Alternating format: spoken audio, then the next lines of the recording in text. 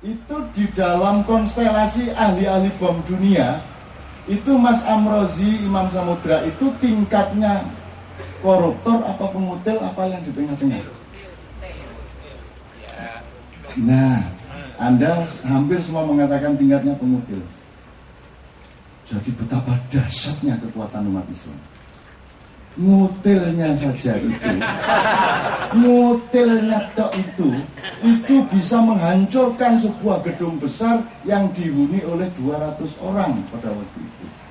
Dengan lubang yang 3 meter, berdiameter 3 meter untuk bisa melakukan ledakan sangat besar. Dan tingkat bom mikronuklir di Legian Bali itu belum pernah terjadi di dalam perang Israel-Palestina, belum pernah terjadi di perang Irak, ya, belum pernah terjadi, belum pernah dilakukan oleh Mujahidin, oleh Al-Qaeda, oleh Hamas, Ikhwanul Muslimun dan seterusnya. Padahal itu ngotel, baru ngotel. Jadi siapa yang berani sama umat Islam?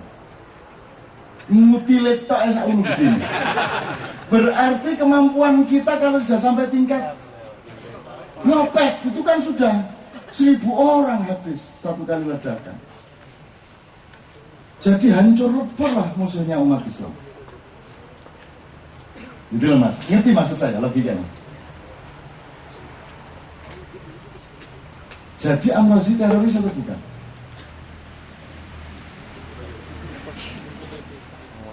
Di samping soal bahasa tadi. Ya tapi Amrozi, tapi kenapa Amrozi meyakini bahwa itu bom dia?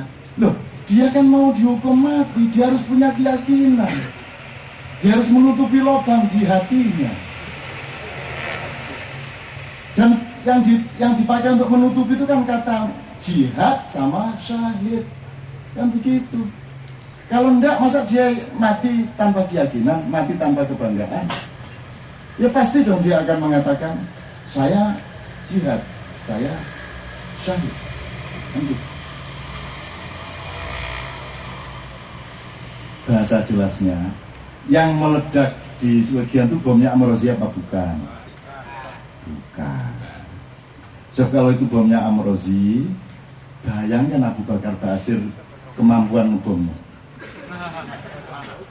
Wah, itu bisa sak kecamatan ludes. Apalagi Gus Dur.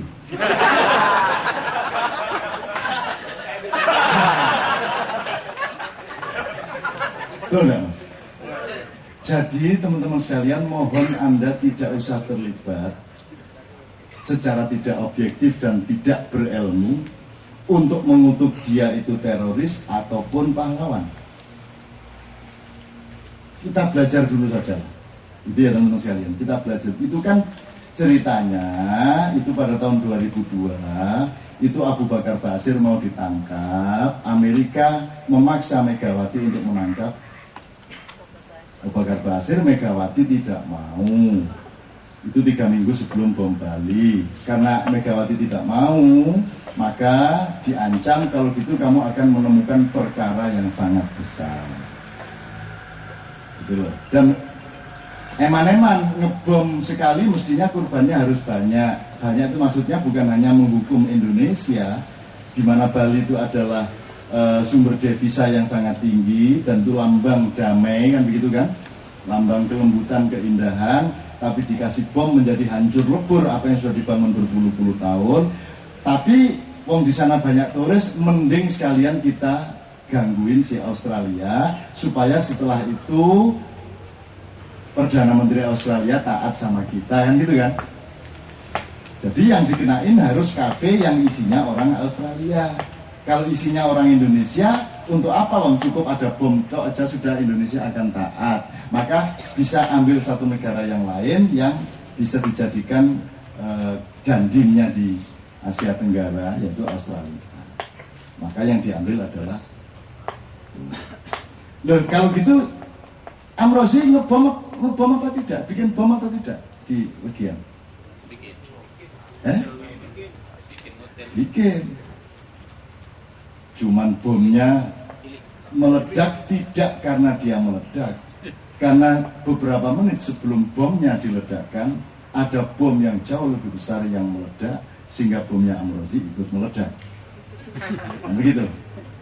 Dan sudah dipersiapkan beberapa indikator-indikator fakta hukum untuk ditaruh di sekitarnya, termasuk KTP, L300, tempat kos, dan seterusnya.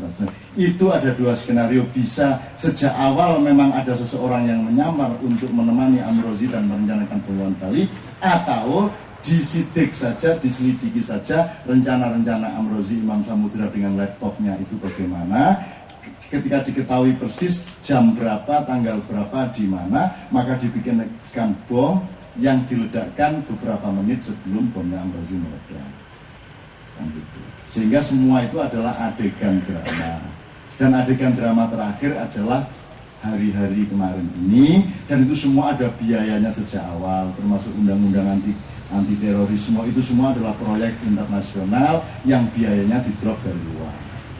Nah, teman-teman sekalian, yang saya ingin omongkan kepada jamaah Pimpin Cinta adalah bahwa kita jangan ikut dengan mudah arus disinformasi seperti itu, sehingga kita juga tidak usah membela Amrozi secara tidak rasional, tapi juga kita tidak usah mengutuk Amrozi secara tidak rasional. Kita belajar sajalah, kita pahami. Tanya sama Noe, ada berapa jenis bom di dunia ini? Anda pikir dia penyanyi?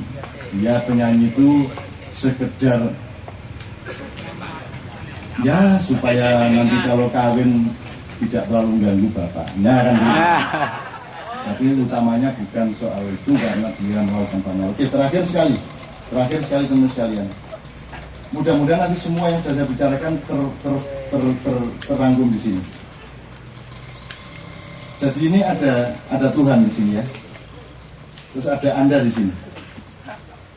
Masalah di dunia ini kan berasal dari apa dan siapa yang ada di antara Tuhan dengan Anda. Betul nggak? Sebenarnya originalitas dan genuinnya proses itu adalah kamu sama Tuhan itu berhubungan langsung. Kalau kamu masuk Islam ya langsung syahadat, dalam hati tok ya cukup. Ibumu tidak tahu tidak apa-apa, tetanggamu tidak tahu tidak apa-apa. Saya bilang sama orang Belanda, kalau misalnya Anda belum tahu saya orang Islam, saya juga akan lebih senang, karena saya tidak ingin datang ke sini dengan menunjukkan Islam saya. Yang ingin saya tunjukkan adalah keindahan kemanusiaan yang bisa saya pancarkan kepada Anda. Anda tidak perlu tahu kok saya beragama apa sebenarnya. Tapi karena sudah telanjur Anda tahu saya orang Islam, ya sudah, sekarang saya akan mengemukakan idiom-idiom dan ekspresi Islam saya. Nah, antara Tuhan dengan manusia ini, teman-teman sekalian, ada hal-hal yang menjalai. Kalau orang Islam secara syar'i dan spiritual, Tuhan, Muhammad, kita. Di antara Tuhan dan Muhammad ada Jibril yang mengantarkan wahyu. Sampai ke Muhammad, wahyu itu disebarkan ke kita, kan begitu. Nah, sebelum wahyunya dari Allah disampaikan Jibril kepada Muhammad, terus oleh Muhammad disampaikan ke kita, itu kan ada agen-agennya, ada makelar-makelarnya antara Muhammad dengan kita. Jadi Anda mengenal nilai tertentu dari Islam kan tidak langsung dari Muhammad, dari ustadz di kampung, dari guru di kelas, dari kiai di pesantren, kan begitu kan? Itu pun berjenis-jenis ustadz dan kiai. Ada yang ustadz Muhammadiyah, ada yang kiai NU, ada yang ulama Ahmadiyah, ada lagi yang Hizbut Tahrir, ada macam-macam. Jadi di antara Anda dengan Muhammad dan Allah itu ada macam-macam. Nah, makelar ini ada yang baik, ada yang buruk. Muhammad sangat diperlukan di antara Tuhan dengan kita, karena hanya dengan jasa dia maka kita bisa mengenal Islam yang dari Allah itu. Maka dia adalah berada pada titik di tengah antara Tuhan dan kita secara positif. Demikian juga Jibril. Nah, sekarang kewajiban utama ulama atau orang macam saya itu adalah jangan sampai saya menjadi faktor negatif di antara hubungan Anda dengan Tuhan, betul nggak?